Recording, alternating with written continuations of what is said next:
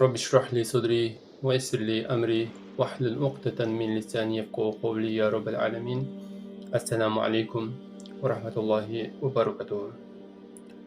Тынчтык, Алланын мээрими жана үйүңүздөргө берекеси болсун. Туткан орозоңуздар кабыл болсун. Бүгүн 2 аят плюс 1 кылабыз. 2 аят бул Сура Инфитарда.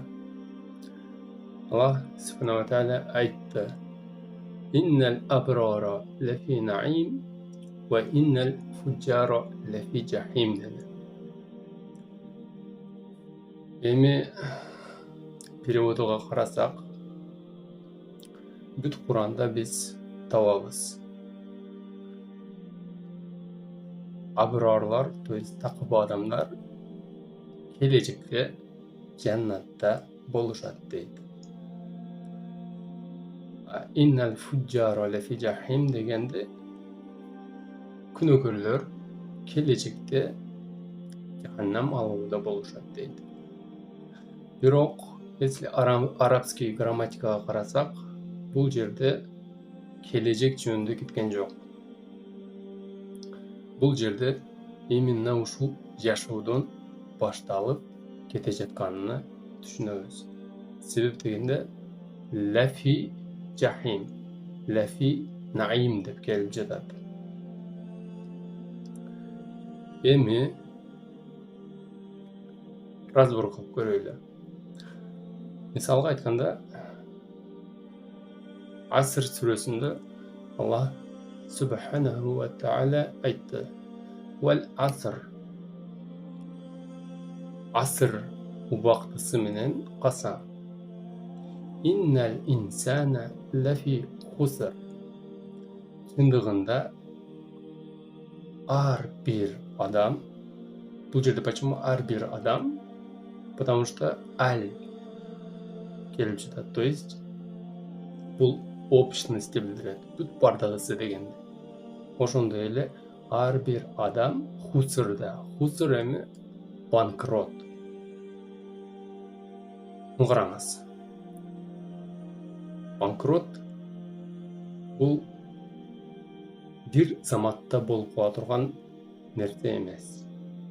Мисалга айтканда, банкрот болуу үчүн адам туура эмес жолду жолдош керек, туура эмес иштерди аткарыш керек. Анын натыйжасында ошол банкроттукка келет акыбети. Ошондой эле аброр, то есть такыба адам, бул жашоодо уже ошол jannattın же болсом файиздин, наимдин бир частыны өзүдө испытывать этет экен да, сезим болот экен. Ушундай сезим бактылуулук жана өзүнү жүрөгүндө спокойствие, то есть сакина. Ошол нерсе кыямат күнү лишь умножается, то есть көбөйтүрүлөт. А фуджар үчүн, то есть ошол күнөөкөр үчүн бул жашоо уже ошол жаман иштерди аткарып, жүрөгүндө кара болуп, өзүнү жаман сезип, өзүнө жай таппай, ушул жашоодо уже ошол жаханнам алоонун бир тиштемини тиштеп, өзүгө сезип, өзүдө сезип ошол нерсени. А кыямат күнүгө барганда анын ошол сезими дагы да көбөйтүрүлөт экен. Эми ушул 2 сөздү перевод кылсак. Мисалга айтканда, такыба адамны. Абrar. Arap tilinde bu bar деген söz. Бар дегені такыба. Абрар бұл анын множественный числосы, то есть такыбалар. Эми караң. Если бар деген сөздің дагы bir маанисин карасак, билесизби? Биз куруктук деген сөздү табабыз. Караң. Куруктук деген сөздүн антонимы, то есть противоположности бахар, то есть море, деңиз.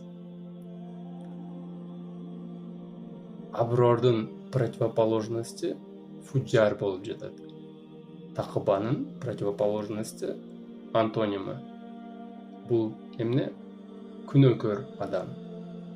Такыба күнөөкөр.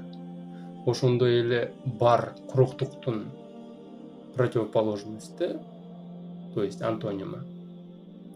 Бул деңиз болуп жатат. Эми внимание. Аброр, такыба адам. Бул жашоодо как будто бы куруктукта жүргөндөй.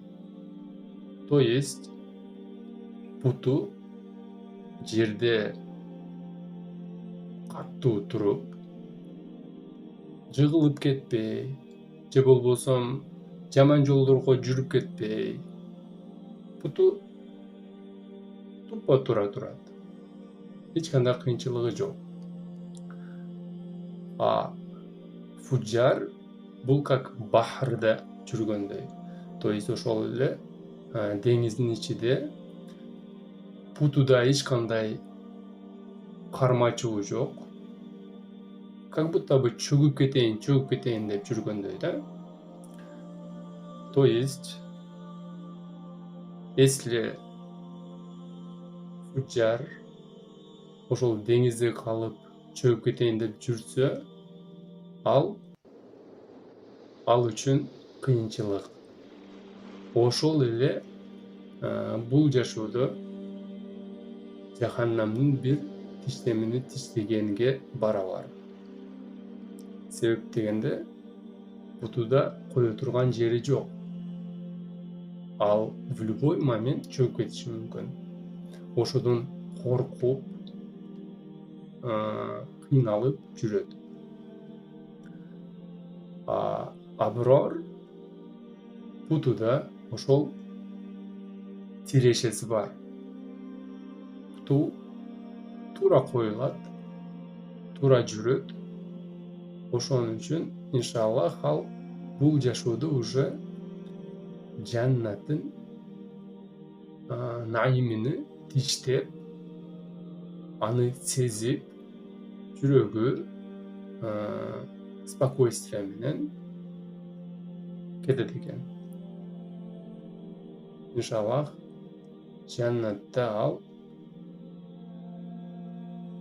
болгон неаматтар дагы да көбөйүп, жаннат ээси болот экен.